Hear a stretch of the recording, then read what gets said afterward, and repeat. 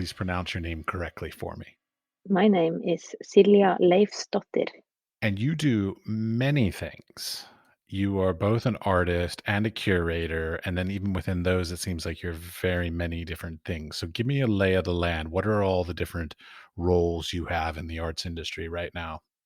Yeah, I have many hats and I do enjoy that, although it can be a bit confusing for myself and others at sometimes. My main job, my 100% main job, is to be a curator at what in Norwegian is called Norsk Billedhoggerforening, which translates to the Norwegian Sculptors Society. So that is one thing that I spend Mondays to Fridays on. But then I'm also the chair in the Norwegian Curators Association. And then I started 11 years ago when I moved back to Norway in Oslo. I started what is now known as the Oslo Art Guide, which is a free guide to the contemporary art scene in Oslo. And along with that, we also arrange the Oslo Art Weekend in September each year. Yeah, I used to run an online arts guide kind of thing in a small town I lived in the United States, and that's difficult to do, and people don't understand how difficult it is to do. That is true. It's been a journey. Well, it's the thing that I was surprised by was how creative people, so like in the case of yours, it seems to be like a gallery guide, an event guide, performance guide, that kind of thing. Those people who have these events and exhibitions and stuff like that, they don't often put a lot of effort into it, and they expect the other side. They expect you sort of as the press person or the person who does the guide thing. You're supposed to do all the work for them, when in reality, like, you're probably doing it for little to no money, and so really you're expecting them to do all of that work, and so there's this disconnect between institutions, galleries, and whoever else is putting on events that about what they expect the people on the other side to do for them. That is correct. And I think that from an audience perspective, I think that most people think that the Oslo Art Guide is like large company run by lots of people having a factory and that we are there and online and working on it all the time. But as you say, that is not obviously the deal. But we started out quite small and now there is really lovely team. So I actually don't do that much myself anymore. But I did in the beginning for the first 2 years. We were four people starting it. And for the first 2 years, I had a part time job at the photographer's gallery. So I had some time. So we didn't have a proper website. So I actually put in all the information myself physically. So I collected the information, I typed it in.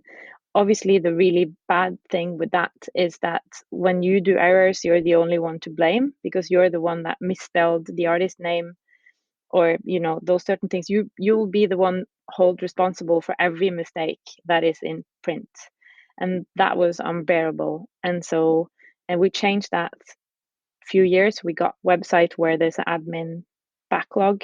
So each institutions obviously have their own backside to the web page and a password, and they have, as you say, the responsibility to update this every time there's changes in dates or group exhibitions with artists that are in and out and all of this. And obviously that comes into print at 4 times per year.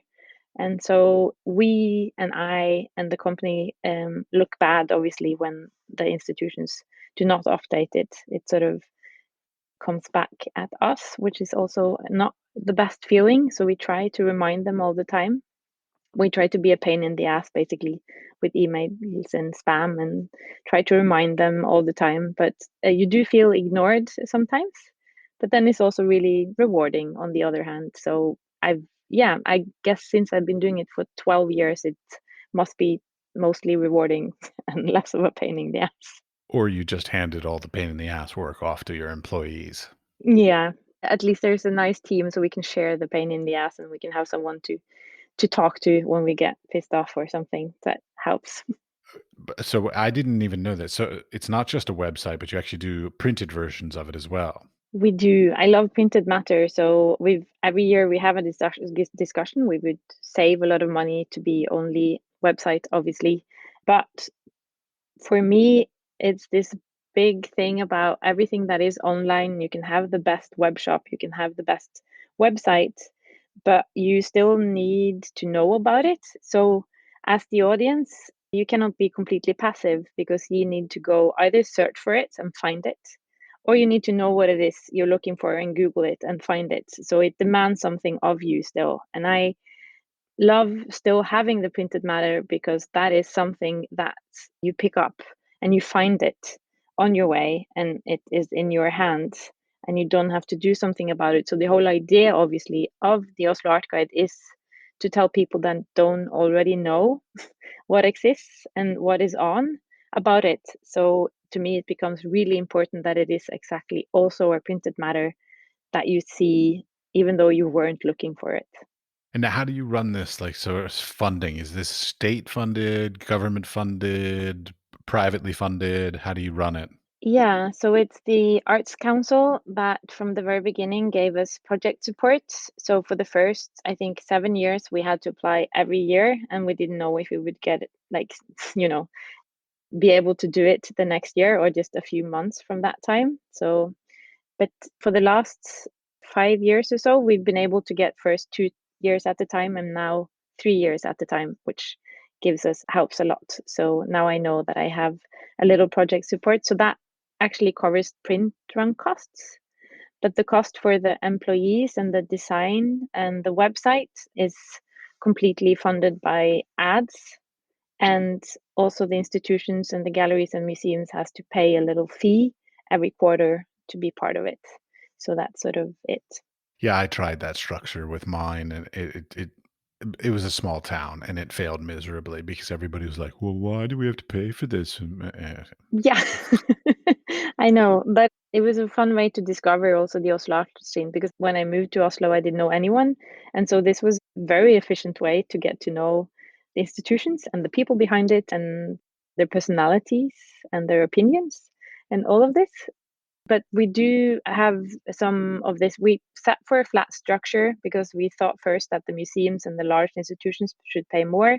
But then we discovered that that means that I have to be the boss of deciding who's big and who's small, in a sense. And I didn't want to sort of like then the people behind it have to like define all of these, like what's medium, what's small, what's large, depending on how much you should pay. And that feels like lot to have in your hands. And so the only thing we have is that the artist run spaces, which there's a lot of in Oslo, and they're a really important part of the art scene. They have a deal that they get to be in it for free for 3 years. And if they still exist after 3 years, they have to start to pay the same as everyone else. But obviously, the mandate of an artist run space is sometimes to just be a pop up space for a year and then no longer be there. So that's kind of like a good deal. But some of them survives and becomes established places after quite a while. Yeah, I love it. I hated that I had to quit mine, but I had a legal problem with a coworker that was there, a partner, didn't go well, but that's my problem. I learned not to do partnerships. No, we are now two people. We were four that started it, but we're two people left. So it's me and Eric Sten, which is actually also the director at where I work. So he's my boss from Monday to Friday, and I'm his boss when it's the Oslo Art Guide. It's weird, but it works. If it works for you, that sounds great. So, I mean, but basically, it's sort of like what I see, like when I go to some other places. I'm thinking like Berlin and other places, like they have the generally like the art map or something like that. So it's basically a more robust and locally produced version of that. Yeah, because I lived a few years I started in Glasgow, and after that I moved to Berlin. In both places, they had some sort of guide to the visual art scene.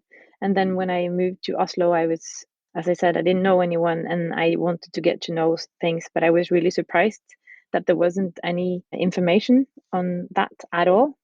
There was one kind of a version, but that was like complete catalog of absolutely everything. So it didn't actually work as a guide in the sense that it guides you to what you want to see, and especially not for the contemporary art scene. And it was in Norwegian and nothing in English. And so that's when I thought like, okay, if you're missing something, you might as well just make it yourself. Okay, I've always wondered this when it comes to those kinds of things because, like, you have your standard map, like, that just says these are all the locations and these are all the events in those locations. But every now and then you have like little, like, these are the special ones. Like, here's a one we're putting at the top of the page or putting a bigger whatever. How is that figure? Is that an advertising paid thing or is that a curatorial sort of editorial choices? So that is also a part of the flat structures. Like we decided in the beginning and we stuck to it that in the sense we don't hide the advertisement in that sense. So everyone pays the same and get equal amount of space and signs. Like it's the title, it's the dates, it's the artist names, etc. But then you can pay to sort of support us, but also to make yourself more visible, to have an ad on the back on the very end sites pages of the physical guides and on the website. So usually that is the main institutions like Astrup Fearnley Museum and the larger institutions.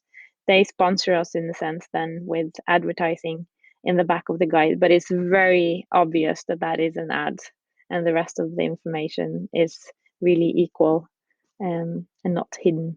Okay, I'm not accusing you of anything. I'm just wondering. No, I know, but I hate that when you have to, and it's also in magazines and newspapers.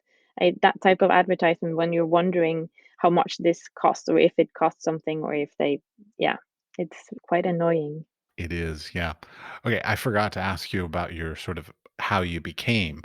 So I often like to know about how people sort of got to their careers. So were your parents creative? Did you have some great schooling? Like what led you down the path of sort of being interested in the creative industries? Yeah, that's a good question. Well, I'm born in Iceland, hence my surname, which sounds Leifsdottir. So my dad's name is Leif, and I'm his daughter, obviously. And I was born in Iceland, but we moved to Norway and to a small city called Bodø, which is up north in Norway. So it's above the polar circle. It's usually where tourists come to go further up north to Lofoten, this archipelago that's quite famous for the tourism. So Bodø is where you have to go past in order to either take the boat or the plane to Lofoten. So it's like you really have to go through Bodø, kind of. So I grew up there. My dad is from Bodø, and we didn't really have any big museums or institutions. There was nothing there really. There was some touring at school. You would have like these touring theaters, and that came once in a while and popped up, and then they disappeared again.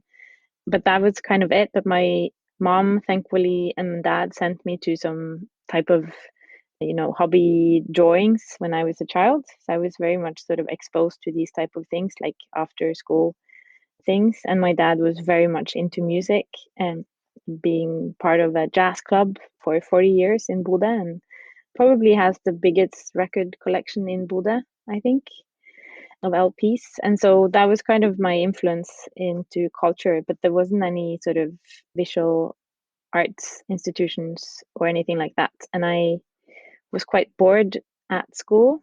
And so we have this thing called Folkehøyskole, which is this year of a break you can choose to do, sort of a break before you go figure out what else you want to do in your life. And you can study everything from mountain climbing to jazz to drawing and everything. And also some like really, some of them are more like just having fun for a year. And you live, so it's like boarding school, so you live there and you eat there and you have roommates. And so I did that and I went to photography. And so that was where my love affair sort of started because they had a tiny dark room and I was the only one using the dark room. So I had it for myself. It was mainly me. Just as a quick question, that year, what age get range is that year? Because I don't know your schooling system. Yeah, sorry. So that's when you're done with, I guess, is it high school or so before you start college, in between. So 17, 18 years old? Yeah, exactly. So before you start college, kind of. Yeah, we call those gap years. Yeah, exactly. So I went to a dark room and I fell in love with it. And I spent a year there just being in the dark room and doing an analog photography. And I made my portfolio. And I went to this place called Fata Morgana, which is this private photography school in Copenhagen.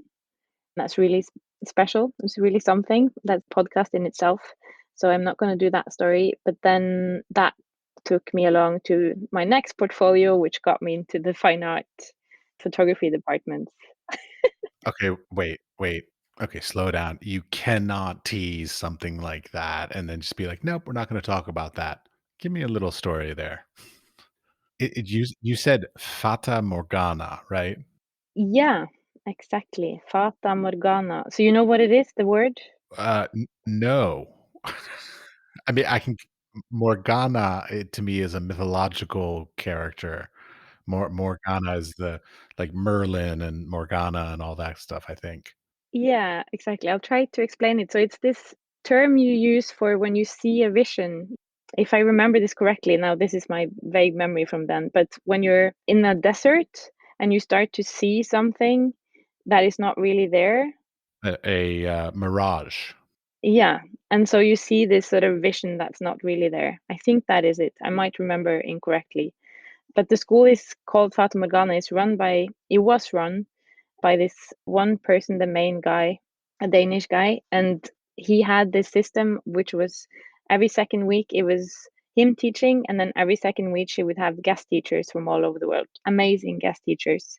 And then he would not be there. So when the guest teacher came, his name was Morten Bo, but when the guest teachers came, he could not sort of, as I remember it, I don't think he sort of handled to be like playing the second violin.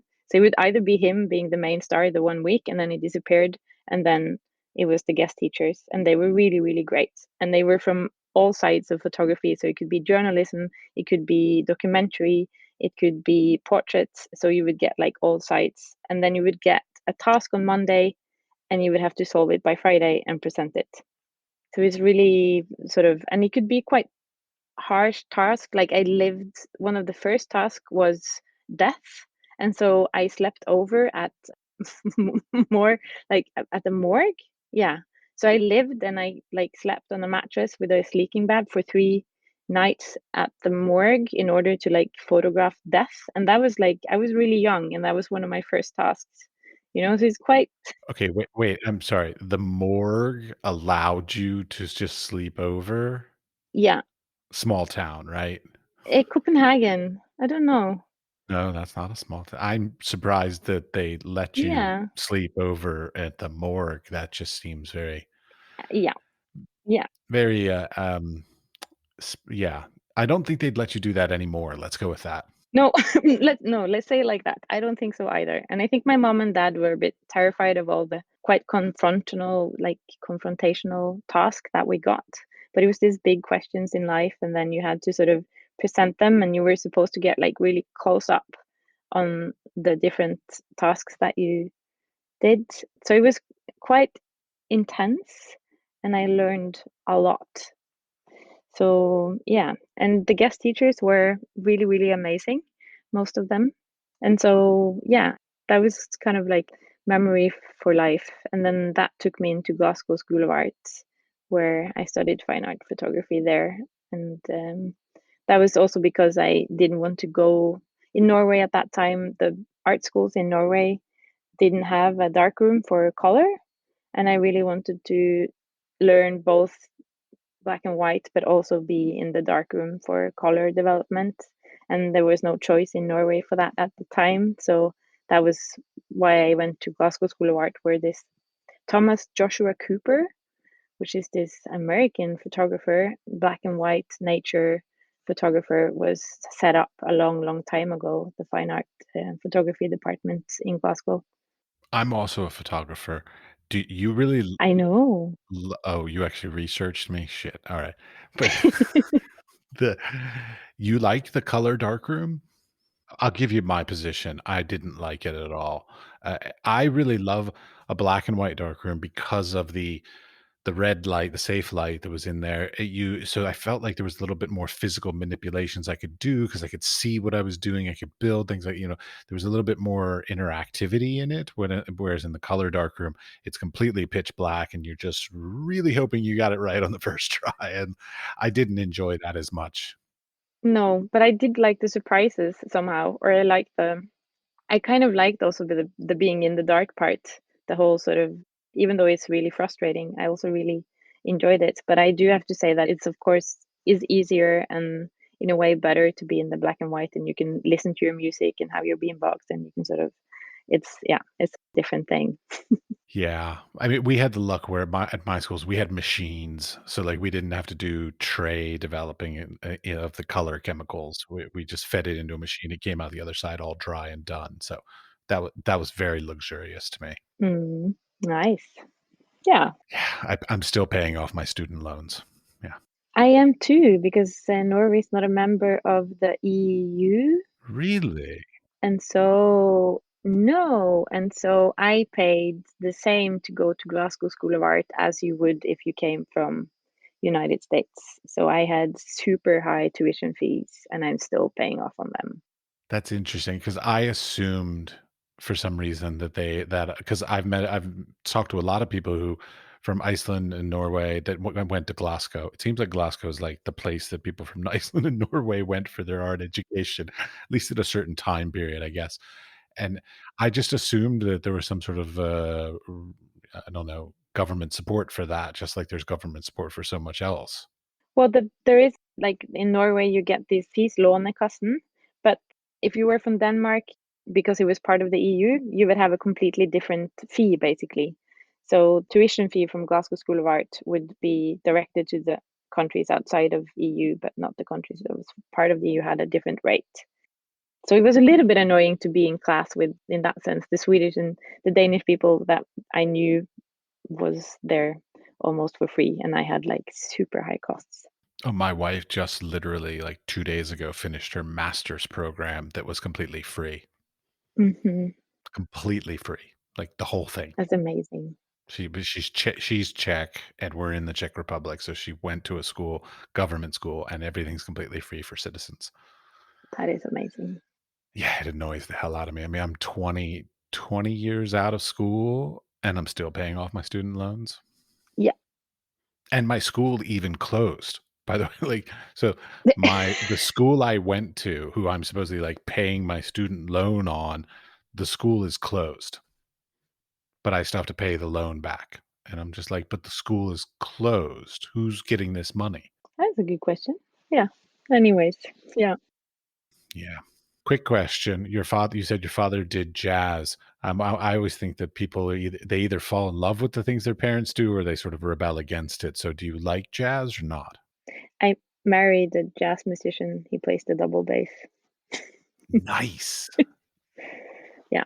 Okay, so you like jazz. I like jazz. Okay, great. That's the answer. Yeah. Just wondering.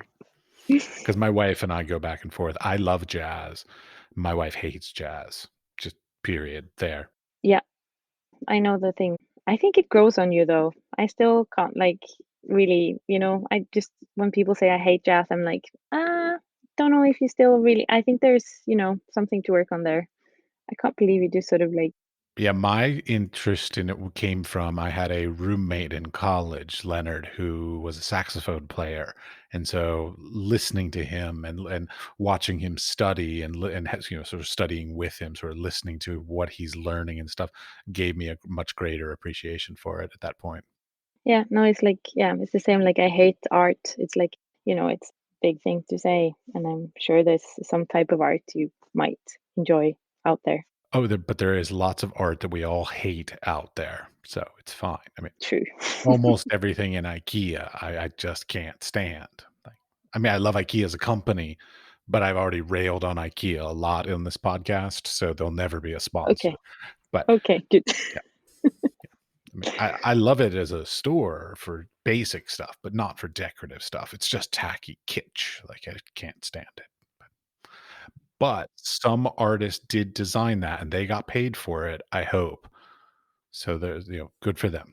Good for them. I should try and find that person as a guest. I want somebody That who designs artwork that's sold in IKEA as a guest. that is a good podcast. I'm gonna listen to that one That will for be sure. fascinating to hear why they do that and how that process goes. I'm sure it's different in every country. They do have some of these different collaborative ones that are more local ones. Yeah. I actually really love those. I think IKEA, in many ways, a lot of their collaborations, they did some like maybe about 3 years ago. I think they did a bunch of like artist collaboration things where that were really quite stunning, but they all like sold out immediately, and I was able to get none of them. So great, thanks. Of course, they try to mimic the whole art scene in that sense. It's the smart move. Indeed. All right. So getting back to Okay. the art scene. So Yeah. you finished at Glasgow Yes. and moving forward. And then I moved to Berlin. Like you sort of, it seemed like everyone was either like it was either moving to London or it was moving to Berlin somehow. And so, without any better reasons for that, I moved to Berlin. I got a studio as you do when you're educated as an artist. And then I realized that it was really, really lonely, super lonely, because art school is like probably one of the most social educations you can go to. I mean, you share a tiny studio with at least three people, you're together with someone all the time. There's all of these, like, it's just super social. And the contrast of going from that and into a tiny studio space completely by yourself in Berlin, that was hard.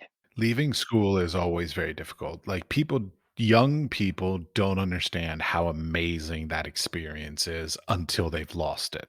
Exactly. And if I were to do it again, I would probably just sort of like think that maybe just stay in the city where you studied for a little bit longer so you don't sort of do that transition so abruptly. So you can keep some of the contacts, you can still have the conversations with some of your peers, but to just completely disappear into a city that's enormous where you don't know anyone, you lose absolutely everything at once. Agreed. That was not the best idea I've had. I made the same mistake with I graduate I have 3 degrees, and the moment I graduated from each of my schools, I left the city immediately. And Yeah. it was it was to my it was the probably the worst foundational thing that mistake that I made in my career because I cut all those ties and lost all those relationships and all this kind of stuff and continually have had to start over and meet new people, make new connections continually throughout my career.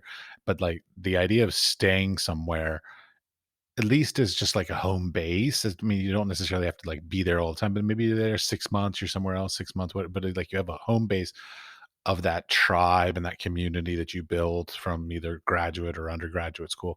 That is something that I did wrong in my career for sure. Yeah. So that is to your listeners, if you're at that phase in your life, that is something to think Stay. about.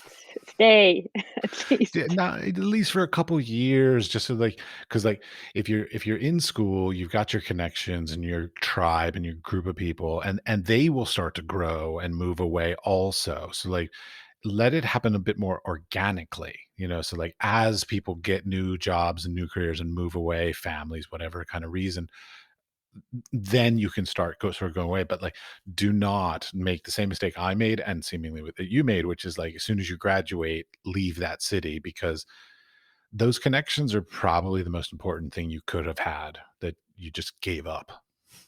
Definitely, for sure. They're really, really valuable. You just don't see it when you're in it and then you leave it. So, yeah. So that was really lonely. And then I realized I got into this little group of people that were running something called the Grimm Museum, which was a small artist-run space in Berlin. And I got to curate a few group exhibitions. And I realized that even though I never tried that before, it was very social.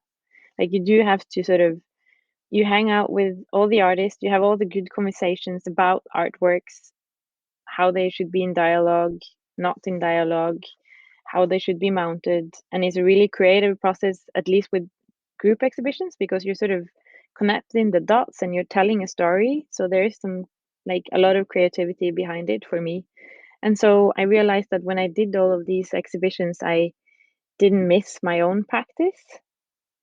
And so that sort of slowly just became the thing. So rather than working on my own, like I did some photography, of course, I didn't stop completely to take pictures, but it sort of slowly took more and more space in my life and to sort of produce and to curate.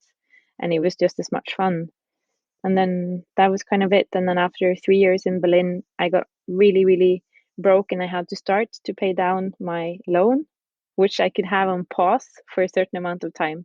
But then after X amount of years, I needed to start to pay it back on my loan, and that was only doable in Norway because what I earned as a bartender and whatnot in Berlin could not cover the costs of everything. So I moved back and I started to work as a producer at the photographer's gallery, or a gallery coordinator, I think it was called. And I did that for 7 years at the photographer's gallery. Okay, I'm always fascinated. So you do curatorial works. I love curators, and I wish that they would like me back, but they don't seem to, but it's fine. But how do you find new artists these days? Like, because I mean, the world is literally your oyster with social media, websites, all this kind of stuff. Like, how do you find how do you weed through all of that and find quality work and quality artists? Yeah, that is a good question. Yeah, just to sort of finish up the story so you get the whole part. So while I was working at the photographer's gallery, I did my MA I realized that I have to just quit calling myself an artist because at a certain point after not doing my own practice for so many years, I just had to realize that that was like not anything I was comfortable calling myself anymore. And I did an MA in curatorial practice in Bergen. So that was like a decision that was kind of made. And I think that for me, I really enjoy curating, especially group exhibitions, I think, because I do have this like hybrid of having the history of being an artist and thinking like that. But then I also now have this background as a curator, so I mix them in a bit. And I think for me, I start with the story I want to tell. And so I have something that I want to tell, and then I find the artists that fits into that story. So that's usually the order that I do things in. So once you have the story, you have something to latch onto. So where the research starts. And so you start just into this like complete interweb of Googling and going far deep as you can go. And you find artists that you think works with something that would make sense into the story that you're making. All right, I'll use myself an example on this one. So, like, I do mostly figurative work, though I have some other works, but let's say primarily figurative works. If I don't put like figurative or like, do you do as a curator, do you do like Google searches for like figurative work or what kind of things do you even look for using the internet? Because basically, like, quite honestly, somebody recently hacked my website, so I'm going to have to rebuild my website. So I'm trying to figure out like how do I rebuild my website, put the right keywords in to make it so that people can find this shit because it's really difficult. I mean, I it's I mean because the part of it is like a there's that, but b there's also languages too, because of course, like, I'm American, I do it in English, but of course, like, curators in Germany are gonna look for the word figurative in German, you know? So, like, if I want to be exhibiting in Germany, I should be including these German translations, or should I? Does Google do that for us? I don't fucking know. No, it doesn't, I think. And I think you have to use people. The best tool is to realize like your own weaknesses. Like you know what your own strengths are and where you're like, for example, after working 7 years at the photographer's gallery, I'm pretty strong when it comes to the Nordic photography, after those 7 years. But I don't, if I were to suddenly realize that I need something outside of that bubble, I would have to reach a hand out to people that I know these things. I wouldn't use Google for that. I would basically use networks, and I would not necessarily people that I already know, but to email institutions in the places that you think might be all of these things. You just have to start somewhere, and then they might give you a name of someone, and then that person might give you a name of someone, and then you start to web this whole web. And so I love it. So, basically, you're telling me I should not put a huge amount of effort into my website. Put the images up, put a little blur, but, like, don't concern myself too much about it because it's going to be somebody that's going to recommend somebody to look at my website, not Google, that's going to draw people to it. Or a combination of those. I just wouldn't use Google completely. That would be no, that feels really weird for me. Yeah, it would be weird. Yeah. No, I would just sort of, but I do, and these days some people only have Instagram. I know you talked about this a little bit in your podcast before. But of course, as long as you have something, I think that's the most important thing. It's a little bit frustrating when you have this name and you try to find something visual to use because you heard or name dropped or someone, and then you can't find any traces anywhere. So, yes, it is important to have something out there, but I wouldn't spend too much time trying to like trick the algorithms or, yeah. My entire life is based around trying to trick the algorithms. That's like the bane of my fucking existence is that goddamn algorithm. Because like, oh, I love a good system, and I love the knowledge and the ability to game the system, but that's one I cannot figure out. Yeah, Yeah, drives me nuts. Okay, wait, but you just said something that made me wonder. As a curator, so this is, you, if you saw an artist who had a website and another artist of exactly similar quality of work that only had an Instagram page, would you think they're the same caliber, or would you, because like I have this preconceived idea that if somebody doesn't have a website, they sort of aren't investing the time or money or energy in their career to to look professional. I feel like a website makes somebody look more professional. An Instagram, to me, while it could be professional, so I'm not knocking anybody who does that, but I'm just saying, to me, it doesn't imply that investment of time and energy towards their career because they're just using something that is pre-existing. true. Okay, so of course, one thing is that with a website, you can put your personality into it. That's a plus, I guess, if you like that, because you can create it and you can have fun with it, and it doesn't have to be the same as everyone else. With Instagram, that's harder, but you can also, I mean, if I were an artist, I would use the tool that got my works of art out to the most amount of people, if that was what I wanted to do with it, right? And so if you have a website, you still need to make sure that that website is seen by people, and that's the other hard part. So you put huge amount of work on making the best website, but then the second part is like, how the fuck do I tell people that this exists, and where do I do it, and how much does it cost? And I find a lot of visual artworks on Instagram, and I can see why that's just, as long as it tells the story and you manage to, some artworks fits into that and some artworks don't. And that's, of course, you have to think about that. But if you manage to get the story out with Instagram, I wouldn't think about Instagram as less professional as a website. As a curator, I would look at the artwork and I would read if there's any information. And if I see that that has the content that I'm interested in, I wouldn't sort of think anything more about that. So to me, it's so much out there now. And I also really, really love the hashtags because I spent some time figuring them out. But now, if I'm digging into an artist that I don't know that much about, it might be an artist that's no longer alive, and I want to see how institutions have, for example, previously installed that artist. When I use the hashtags, I get like a million views where like lots, not the institutions, but mostly it's interesting to see how the audiences have taken the snapshots and used that hashtag. And you get also the audience's view when they see something. It might be something in a sculpture park outdoors. I work a lot with public art. So for me, that's a where I have to like start to look for them. So I love that with Instagram to like hashtag artist name, and then I see from all over the world how people have seen it, how it has been installed, what people think about it. I think it's brilliant. Yeah, I need to work on that. All right. So, back to what you were talking about. You talked about how when you start to do an exhibition, you try and find a story, and then you sort of build out from there. How do you find a story? Because literally, like, your topic could be, well, anything in the whole world, in history, time of existence, human experience. It could be anything. How do you take all those options and whittle them down to that's the one that I should do a project about.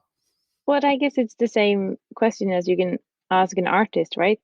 That why did you want to tell this story? And then that was sort of because that artists had that. I guess the answer is the same as everyone else in a sense. And it might be like if I'm working at an institution, it's maybe a task that I have to solve. It's a why. I remember you talked to Per Plato, another Norwegian artist, about the big why, but that was in a different context. But I think that the why is really important, I think, for a curator, because that gives you, if you answer that, you're forced to answer the context. And you need to know why you should do this. And the same, I guess, as an artist, you need to answer that as a curator. You can have this brilliant idea, you want to work with this and this artist, and you want to tell this story. But if you can't answer the why, then maybe it's not a good idea, because you need to have a good reason for why should this story be told right now. Was it previously told by no one? Okay, maybe that's a good reason. Does it have anything to do with the political climate at the moment? Okay, maybe that's something, so you really sort of need to have reasons, I think, for it to also become interesting. And so you need to latch on to the big context at the moment, so you need to answer the why. And I have, sometimes I work the opposite. So the why is maybe the reason why I wanted to tell the story, if you see my what I'm trying to say. I do. I do. Yeah. Why is my biggest like question constantly. I had this friend in grad school, John Collis, and he sat down one day. He's like, I got to read an artist statement. I'm like, okay, go start, read it out loud to me. And he just started. I had my back to him. I wasn't even looking at him, wasn't even paying attention to what he was saying. Anytime he would just stop talking, I would just turn and say, why? And we kept doing this for like, so I had no idea what he was saying. So we kept doing this for like 45 minutes. I don't even know. Maybe it was an hour. And in the end, suddenly I just turned and I was like, why? And he's like, I've got it. I figured it out. Thanks a lot. And he just like ran off. And I'm like, I had no idea what he said, but just continually pushing him, just saying, just no matter what he said, I kept saying, why? Why? Why? And he figured it out for himself. And like sometimes it takes being pushed really hard to figure out why? Because like for my artwork, I'm more of a practice based. So like I will do something because I enjoy the process of making something. And oftentimes it takes me, I generally say 3 to 5 years to be able to have the hindsight to be able to look back on why I made something. And so it's really hard for me sometimes to like show artwork that's new because I don't really know why I'm making it yet. But then in hindsight, I can then look back and be like, "Oh, yeah, the reason why I made that was because of this, this, this, this." Exactly. It's really important, but I guess it always starts with something of your own personal interest. It has to be. And for me, it's the same. If I can and I have the possibility to do that, the curatorial projects always become a little bit better if you're invested personally in something. So let's say, to give you like an example that's maybe easier to understand, when I did my MA, I worked at the Photographers Gallery and it was supposed to celebrate its 40 years anniversary. And so we needed to do something that could celebrate this 40 years of history. And then since I am also a little bit of interest sometimes in science fiction and these type of things, I had also just recently read that the Golden Records project, this NASA project, and that's, yeah, you're nodding. So Carl Sagan's NASA project also celebrated its 50 years anniversary the same year. On the Voyager, I believe is what that was on. On the Voyager. So it's this physical archive that was sent out to space and it's still out there. And so I realized that I was reading about that and I realized that that was also 40 years ago. And so I saw this amazing opportunity to connect the dots. And so I used that as a project to look at the 40 years anniversary of the Photographers Gallery and the NASA Golden Records at the same time, because they sent up 118 photographs, which was part of the archive. And so I digged into those 118 photographs to see what was sent out to outer space, and they were supposed to represent the whole Earth. So it's a super interesting archive project with lots of problematic issues as well, but also super fascinating. And so I started to like recreate and did like a little remake a contemporary remake of those 180 photographs. Like, I invited 100 artists to answer that question. Like, if you were to choose one photographic image that you made yourself, that would represent the earth, and that was the only thing you left behind before you died to communicate to who else is going to pick it up, what image would you choose? And so I asked that to 100 artists from all over the world, and then I collected it. Did all 100 come up with a good answer to that? Because I would imagine there's a percentage that would come up with really bad answers to that. It's a good mix. It's a really confusing mix. Yeah. And that was kind of the point as well, that's kind of the diversity you get as well. And the diversity in the original 118, the original project itself was also really, really, really weird. Oh, yeah. I've watched documentaries of the story of the making of those discs and all the thought that went into the mathematics behind it, the science behind it, like all the different kinds of things. And yes, it certainly has some flaws in it for sure. Yeah. I mean, but you know, out for its time, it was incredibly progressive and very forward thinking. However, it's pretty dated at this point. But Yes. But it was super fascinating to pick it up again. Yeah. And have a look. So that was just an example of like a story, and then starting from the why and taking it from there, I guess. one thing that I always wonder about when it comes to curators and stuff. Okay, so like I guess let me I don't really know a lot about you. I know you now for 50 minutes. So the do you work at an institution and only curate there, or do you do sort of freelance stuff? So what's the amount of curating and style of curating you do? I don't have time. Maybe if I didn't have the Oslo Archive and the Norwegian Association and the Oslo Art Weekend, and I would maybe have some spare time to do some freelance curating, but unfortunately I don't. So I very much enjoy doing that, but I solely do it now for my job. For the Norwegian Sculpture Association. Exactly. Okay, great. I'm just trying I've got tabs open. I'm trying to make sure I'm talking about the right place. You're doing great. Yeah. Thank you. I try to look professional. So the question I always wonder about when it comes to curating stuff is how much of sort of the pedantic, stupid shit that we all want to think is not important is important. So what I mean by that is footfall. Like, are you sitting there going like, okay, I want to curate this exhibition, but we need to be sure to get a big name in order to get more people through the door, or we need to have a diversity of genders or diversity of ethnicities or regions or whatever in order to attract the most people? Like, do you have grants that you have to answer to as far as like the range of people, you know, by gender, by age, by nationalities, kinds of things like that you have to answer to? Or is it pretty much just like we can do whatever project we want? That's a good question. I think that or at least I can only answer for, since I haven't worked for 20, 30 years as a curator, I'm sure I have a lot to learn. And that being said, my experience until now has sort of taught me that one has to look at the local area around you. Like, the context is again quite important. And so you have to see what is around you and connect it to that. It's again this little bit about the why, you know? So it's sort of connected to that again. So yes, I guess you could do, of course, everything you want to do, big names, small names, but you do have to sort of look at the situation and where you're at. And where I work at the moment, it's not in the city center. It's this old villa from the 18th century that's not really a gallery. It's not a white cube. It's actual villa, and we turned certain spaces of that into sort of gallery spaces, but they're not really white cubes. And we have demography. Do you say that in English? Demographics? Demographics exactly around us is not, I mean, people, it's a destination in a sense, but it's kind of far off the city center, and it has a huge green sculpture park around it that we can fill with outdoor sculptures as well if we want to. But people use it as their private garden with barbecues and parties and baby showers and training and they use our tables and our trees to workouts. And so you have to sort of adapt to where you're at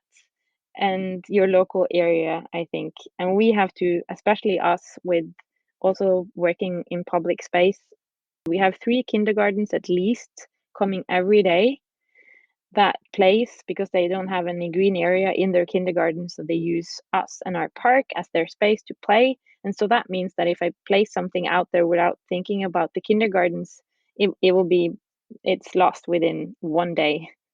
And so all the artists as well, when they exhibit at our place, they need to take this in and work with that. They can't just make anything and put it out in the park and then go like voila.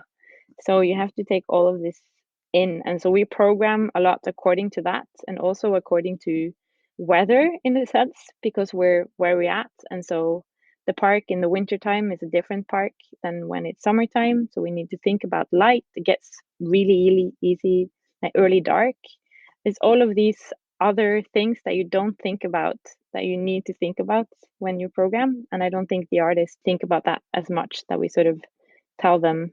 And then, of course, some of the things you mentioned, we do think about like diversity and we think about gender and we think about age a lot. It has a long history where I work. It was started just after the Second World War, the Sculptor Society, and to make all of these, after the Second World War, everyone needed to put up monuments after everyone that died. And so they created this society because you could call somewhere to ask for this. And we have this history, and so we try a lot to combine the older generation with the super young generation and put them together, since we have different spaces and rooms. So that's what I love to do, and I think that is one of the things that works the most, because you make a bridge between 2 generations and also 2 histories and different types of thinking. So that's a little bit of a hack that I like to use as a tool. All right, I've got one other question that I've been wondering about through the number of different people I've spoken to in the Scandinavian regions, which is that there is associations and there are societies. What's the difference? I I don't know.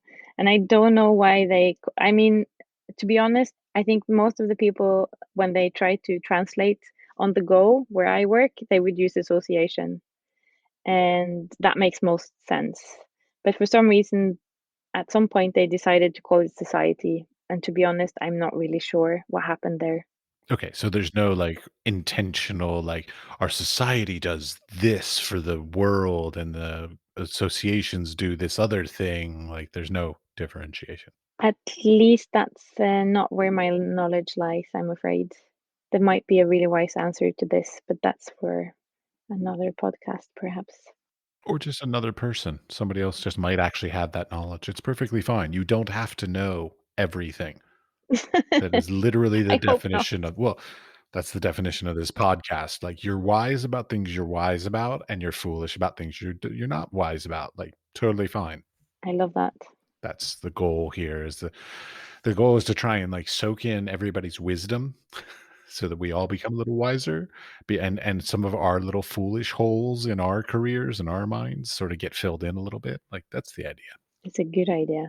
It's working for me. I have gained exponentially more information, knowledge, and interest in things that like I did not even know existed prior to this podcast. So yeah, it's been fun. All right, last little questions. You've listened to the podcast. You know these questions. I'm sure you're prepared for these ish. So first one is, of course, some 3 creative people that you're looking at. Thank you for that question. I was trying to be prepared. I want to answer something that you might not agree is a contemporary artist, but it's still very inspirational for me. So I'm gonna answer a guy called Sandor Katz, which has written some books is about fermentation. So that's an odd one out, but for me, it's the best book I've read in 2020, The Art of Fermentation, I was gonna say, when you say fermentation, you mean like wine and beer fermentation? and food and soy sauce and yogurt and coffee and Kimchi. kimchi and yes. So he's written this amazing book called The Art of Fermentation, and to me, it's actually quite inspirational when it comes to the art. And as a photographer, I think you should read it because fermentation is a little bit like being in the dark room, actually, quite a lot like being in the dark room.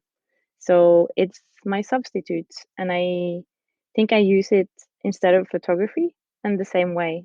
So I do something, and you have to wait, and you have to be super patient, and it might not be what you thought it would be, and you might have to start over again, but it gives you this enormous pleasure and a different beat in your life because you have to slow down. And it's also really activistic in a sense that it's a life hack. So you can make all of these things you thought you had to buy, but you can just make them yourself. And for me, this whole book is really inspirational when it comes to art. So probably at some point I'm going to make a group exhibition which is about fermentation. I'm sure it's going to happen at some point. Okay. I'm on for it. Yeah. Yeah, so you're going to see that group exhibition is going to be famous and travel all over the world. It's going to be a group exhibition about fermentation.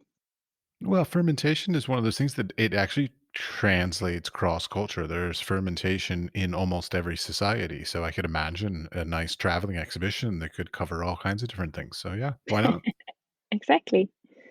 And then I have to say that I have to mention some of my beginners that sort of got me into this world. So a little credit to the photographers like Sally Mann and Yeo Engström, because she was the one that sort of is one of the reasons why I'm here today. So that's a little bit of a hooray to her, I guess. Yeah, I don't know any photographer of a certain age that doesn't appreciate Sally Mann for sure. No, I think everything that is a bit uncanny is always something that I've enjoyed in art and in literature and theater and cinema and absolutely everything. All right. And the last question is some advice for the next generation. Okay, I think we already covered that with do not move away, stay. That's a good one. So we got that one already, like a do not thingy. And I think that I sort of, just to sum it up, I think that I would just always ask myself, whatever you are and what you're doing, if you're a curator or artist or a technician or a director, I think that would just sum it up with asking yourself why a million times. I do it every day. Yeah. Marvelous. Thank you very much for your time. Thank you for having me. I really enjoyed it.